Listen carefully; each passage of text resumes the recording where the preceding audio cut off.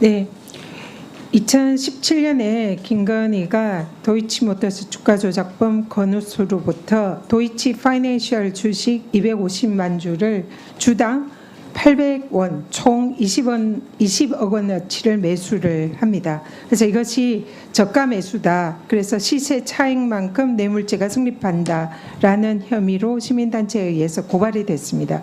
거기에 대해서 김영철 검사가 2023년 3월 불기소 처분을 했습니다. 근데 이 불기소 처분의 내용이 명백한 직무유기이자 직권남용에 해당돼서 탄핵 사유에 해당한다라고 본의원은 보고 있습니다. 김건희 여사가 800원에 매수한 주식은 이 도이치모터스와 우리들 휴브레인 또 미래에셋, 화면 좀 띄워주시죠. 미래에셋 등이 각각 주당 1,500원 또는 1,000원에 매수한 그런 주식입니다. 그렇기 때문에 주당 800원 거래보다 상당히 고가로 거래가 되고 있는 그런 주식인데, 그래서 800원에 이 매입한 김건희의 거래는 저가 매수라는 것을 인정할 수 있는 근거가 충분히 될 수 있습니다. 그럼에도 불구하고 김영철 검사는 저가 매수로 볼 수 없다라고 결론을 내리고 김건희에게 불기소 처분을 했습니다. 근데 만약에 김건희의 주식 거래 저가 매수액이 제대로 평가가 되는 그런 금액이라면 주당 800원에 대해서 주당 1,000원과 비교하면 5억 원의 시세 차익, 주당 1,500원과 비교하면 약 17억 5천만 원의 시세 차익 이익을 본 것입니다.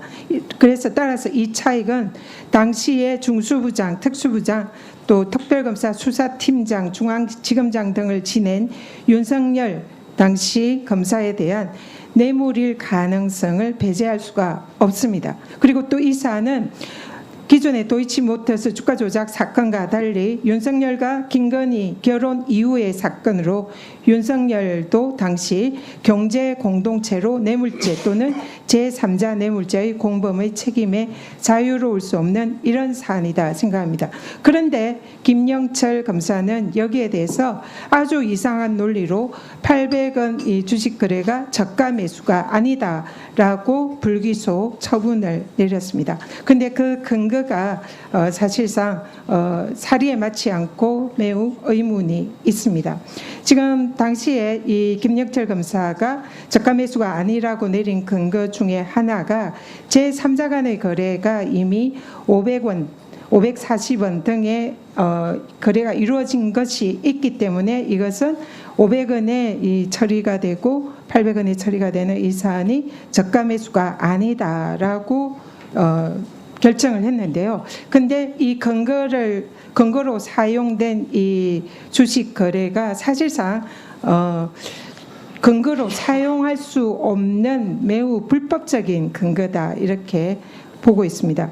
왜냐하면 이 당시에 근거로 사용했던 것은 주가 조작범인 건호수와 특수관계이고 김영철 검사가 사실상 경제적 공동체라고 적시를 한, 그리고 주가 조작 과정에서 가장 큰 수익을 얻은 이승근과 김건희와의 거래를 이 근거로 든 것입니다. 그래서 김건희가 이승근과의 거래를 했던 그 내용, 그리고 이승근이 도이치모터스와 거래를 했던 그 내용 두 가지가 500원대의 주가 거래가 있는데요. 이것을 근거로 김건희의 이 주식 거래가 저가 매수가 아니다 이렇게 김영철 검사가 근거로 된 겁니다. 근데 실제로 보면 이 거래는 주가 조작범이라고 공범이라고 볼 수 있는 김건희, 이승근, 도이치모터스 간에 이루어진 일련의 거래였습니다. 그렇기 때문에 이 사안에 대해서 근데 김영철 검사가 일종의 법 기술을 사용을 합니다. 지금 이 각각의 거래가 마치 별개의 거래이고 김건희 여사와 무관한 거래인 것처럼 보이게 이 사실상 이 불기소 사유 결정서에 이 사실상 조작을 하는데요. 지금 보면은 불기소 사유가 2017년 6월 13일 그리고 2017년 11월 24일 거래를 순서를 바꿉니다. 순서를 바꿔서 사실상 이 두 개가 별개의 거래처럼 보이나 실상은 이것은 김건희와 이승건과 도이치모터스 사이의 일련의 과정에 있는 사실상 어떻게 보면 동일한 과정의 이 흐름입니다. 그런데 이것을 전혀 다른 사안인 것처럼 해서 김건희가 저가 매수를 하지 않았다는 근거를 또 다른 그들 공범 간의 거래를 예로 들면서 근거로 삼습니다. 그렇기 때문에 이는 김영철 검사가 저가 매수가 아니라는 판단을 이승건을 사실상 주가 조작범으로 또 기소해야 함에도 불구하고 기소 명단에서 빼면서 김건희에게 면죄부를 주는 그런 도구로 사용을 했고, 이는 이러한 사실을 알고 있었던 김영철의 고의적인 그런 행위다 볼 수 있고요. 그래서 따라서 이는 검사가 해서는 안 되는 직무유기이자 명백한 직권남용이다 이렇게 봅니다.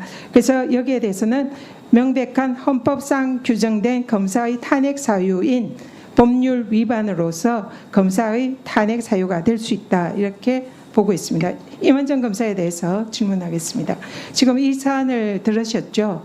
이게 검사라면 이 김건희 여사에 대해서 무혐의 결정을 내리는 근거로 사용한 것이 그들과의 공범 관계에 있는 거래, 일련의 거래를 근거로 들었는데, 여기에 대해서 이런 것을 수사를 하는 검사로서는 어떻게 수사를 해야 되는지, 이런 수사를 가지고 불기소하는 것이 맞다고 생각하는지 답변 부탁드립니다. 저는 검찰에서의 제19 감싸기로 사건을 덮었던 사건 내지는 그 상급자의 직권남용에 대해서 고발이나 감찰 요청을 여러 번 했던 사람으로서 참 슬프게도 좀 여러 국가배상 소송, 징계치소 소송 두 분 다 제가 진행을 했었고 하고 있는 중인데, 검사들이 허위 공문서 작성 사례를 많이 봐요.